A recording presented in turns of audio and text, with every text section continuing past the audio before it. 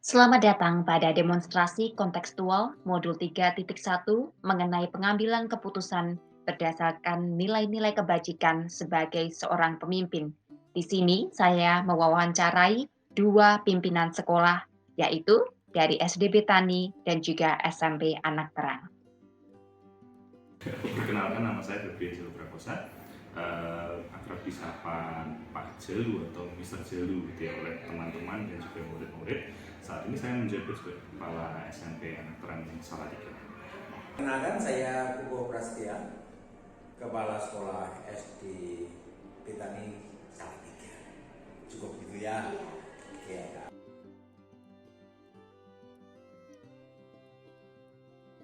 Etika itu kan ketika satu permasalahan ada beberapa solusi dan semuanya baik. Iya, benar sekali. Semuanya baik. Nah, itu yang sampai sekarang mungkin masih perlu, bukan sulit ya, misalnya perlu perenungan lebih. Biasanya perlu perenungan lebih, perlu proses yang lebih lama kadang-kadang, dan perlu perlu, kalau bahasanya kita hikmat ya. Kelas atau anak tinggal kelas itu sebagai contoh dilemati etika. Satu sisi sekolah itu punya peraturan akademik yang harus dipenuhi oleh peserta didik, yang harus dipenuhi oleh para guru, yang harus dipenuhi oleh orang tua melalui anaknya atau putra putrinya. Sisi yang lain, orang tua ingin anaknya naik kelas terus. Nah, itu sisi baik, dua-duanya mempunyai nilai baik. Konteksnya ini cocok, saya akan berani untuk ambil sambil mencoba untuk menengahi dan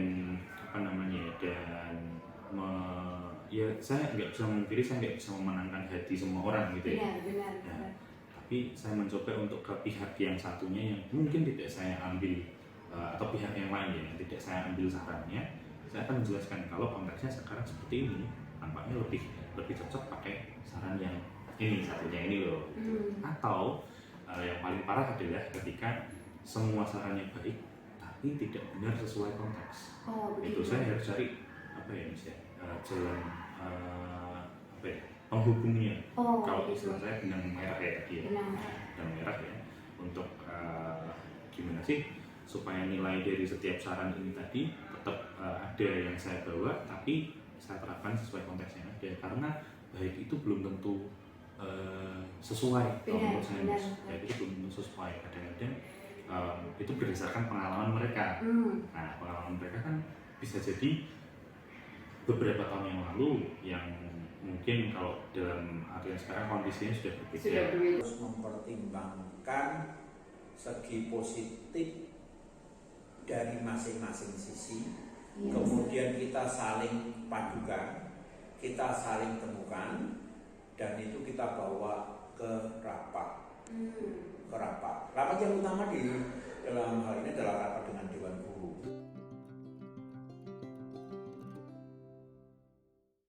Tetap akan diskusi.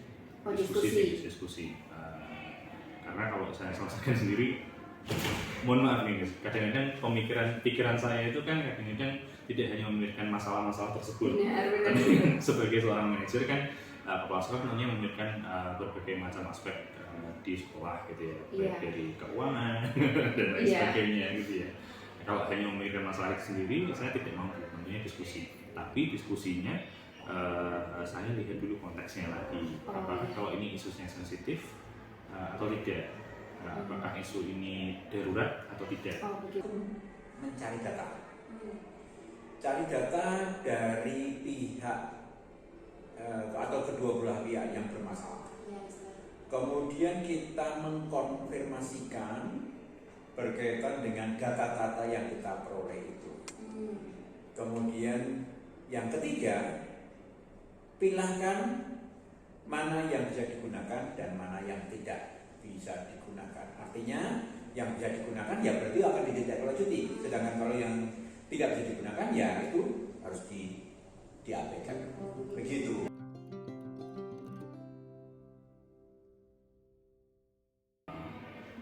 alternatif, ya kembali lagi ke ini tadi Miss, diskusi sih ya Miss. Oh, diskusi paling efektif ya Miss. Diskusi itu paling efektif ya Miss, karena kalau saya sendiri mencoba menyelesaikan berdasarkan nilai moral yang saya punya, kadang-kadang itu pun tidak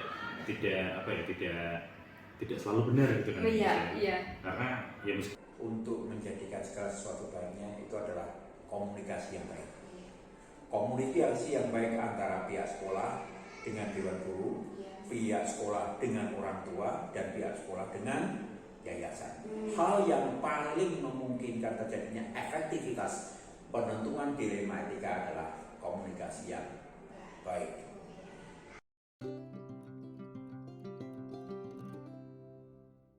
Ketika pihak yang mungkin kalau masalah diskusi tadi ya, pihak yang tidak kita ambil solusinya gitu ya, mungkin tidak terlalu menerima gitu ya.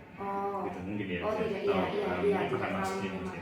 Jadi kok bukan solusiku ya. Bukan lagi ke pendapat, pengetahuan ataupun keinginan dari masing-masing personal, tetapi menjadikan satu pandangan utuh dewan guru. Itu tantangan terbesar. Sehingga menyamakan persepsi itu hal yang memerlukan energi lebih banyak.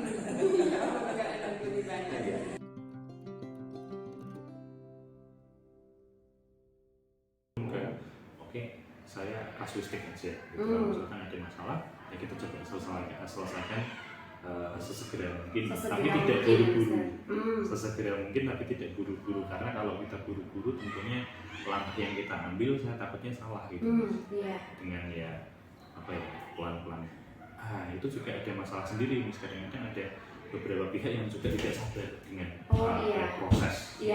Prosedurnya tadi yang prosedur dan harus pelan-pelan gitu. Jadi untuk mencari akar permasalahannya apa. Benar. Bukan waktu yang terencana. Satu, kapan pengumpulan data. Kedua, kapan konfirmasi. Ketiga, kapan mengadakan evaluasi. Kemudian keempat, kapan itu disampaikan semuanya. Dan terakhir, bagaimana tindak lanjut dari keputusan untuk menentukan baik tidaknya itu. Itu semua memerlukan waktu. Pengalaman ya Mas ya. Pengalaman dan juga mungkin kalau saya boleh bilang pengetahuan agama gitu ya, pengetahuan agama, nilai norma masyarakat itu juga membantu, karena ya nilai keluarga juga, saya juga bersyukur gitu, lahir di keluarga yang nilai norma dan juga nilai keagamaannya cukup tinggi gitu ya. Jadi nilai moralnya cukup tinggi, jadi saya masih bisa terbantu dalam menentukan yang mana gitu. Tapi kalau faktor lain, teman-teman sendiri yang juga mungkin lebih berpengalaman, meskipun lebih muda pun, kalau mereka punya lebih banyak pengalaman di masalah tersebut, saya juga akan konsult gitu ya, konsultasi ke dia atau ke mereka. Dan saya juga punya wakil kepala sekolah yang idenya itu luar biasa gitu, seringkali gitu. Ketika saya sering-sering kalau pas saya butuh, saya coba diskusi dengan beliau gitu ya. Jadi malah nambah masalah beliau ya. tapi itu juga sangat membantu teman-teman yang solutif, wakil kepala juga. Dan itu adalah satu teman sejawat. Teman sejawat atau bahasa sekarang ya teman mudoso. Teman sejawat, kemudian bidang kurikulum, wali kelas, yayasan, komite sekolah ya. Komite sekolah itu sekarang ya komunitas untuk kita saling belajar. Jadi semua stakeholders.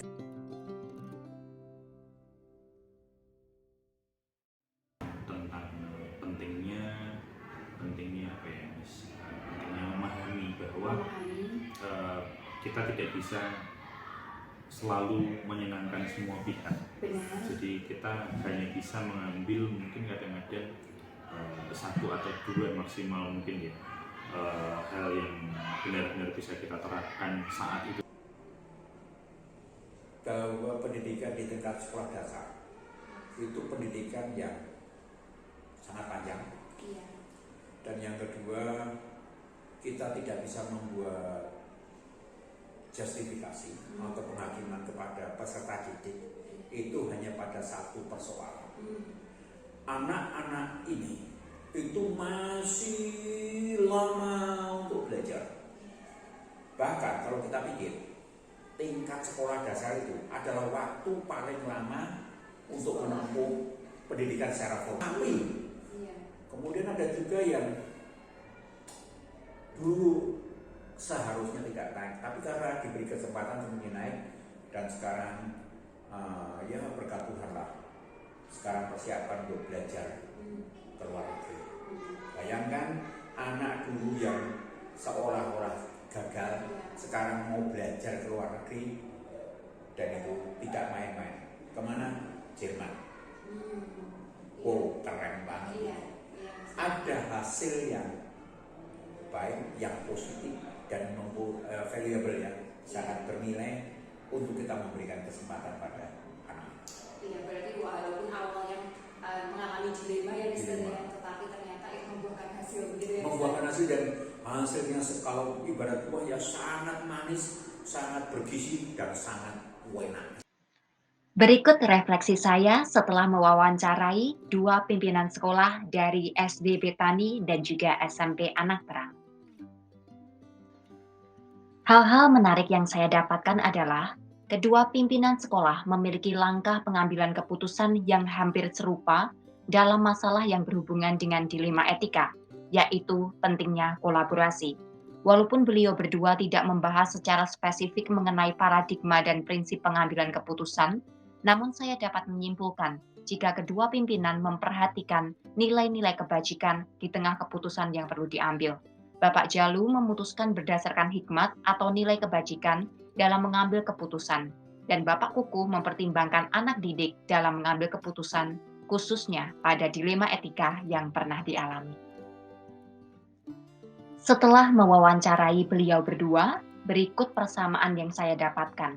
Yang pertama, Bapak Jalu dan Bapak Kukuh sama-sama memperhatikan hal-hal yang esensi dalam pengambilan keputusan dalam dilema etika, yaitu keberpihakan pada murid dan nilai-nilai kebajikan. Yang kedua, kedua pimpinan memiliki kesadaran bahwa dilema etika merupakan kasus mengenai kebenaran lawan kebenaran, sehingga memerlukan pertimbangan yang matang untuk memutuskan. Yang ketiga, kedua pimpinan sama-sama berkolaborasi dengan pihak lain dalam mengambil keputusan yang bertanggung jawab sehubungan dengan dilema etika yang dialami.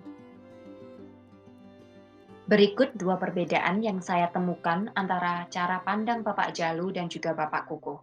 Yang pertama, Bapak Jalu akan mengidentifikasi antara bujukan moral dan dilema etika berdasarkan hikmat dan norma yang beliau ketahui.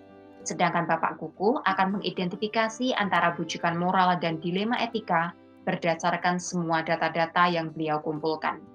Perbedaan kedua, Bapak Jalu akan mempertimbangkan urgensi dan sensitivitas permasalahan saat akan berkolaborasi dengan rekan kerja. Sedangkan Bapak Kukuh akan berkolaborasi dengan Dewan Guru dalam permasalahan yang berhubungan dengan murid. Hal yang menonjol yang saya temukan, setelah melihat persamaan dan perbedaan dari kedua pimpinan sekolah tersebut, saya menyadari bahwa para pemimpin sekolah ini telah mengalami banyak dilema etika. Kedua pimpinan ini mengutamakan hal yang sama, yaitu nilai kebajikan dan kolaborasi, baik dalam lingkup kecil maupun besar saat mengambil suatu keputusan. Rencana ke depan para pimpinan. Berdasarkan hasil wawancara, keduanya memiliki komitmen untuk membuat keputusan yang baik dan benar dalam waktu secepatnya. Namun, dengan pertimbangan yang matang, hal ini dilakukan setelah kolaborasi bersama pihak-pihak yang terkait pada permasalahan ini. Yang akan saya terapkan adalah, yang pertama, saya akan mengambil keputusan yang berpihak pada murid berdasarkan nilai-nilai kebajikan dan bertanggung jawab. Yang kedua, dalam mengambil keputusan, saya perlu tetap berkepala dingin dan berhati hangat, sehingga dalam dilema etika yang merupakan kasus benar lawan benar, hal-hal personal dapat diminimalisir. Minggu depan, saya akan segera menempelkan dan menerapkan langkah pengambilan dan pengujian keputusan berdasarkan nilai-nilai kebajikan.